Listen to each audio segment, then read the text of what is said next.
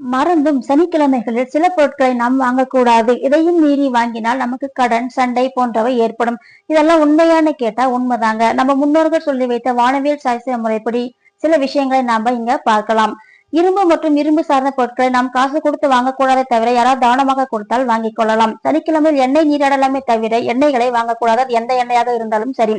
லட்சுமி கடாட்சம் நிரம்பிய உப்புகளை வாங்கினால் வியாபார ரீதியாக பெருநஷ்டம் ஏற்படும் என்று சொல்லி வச்சிருக்கிறாங்க.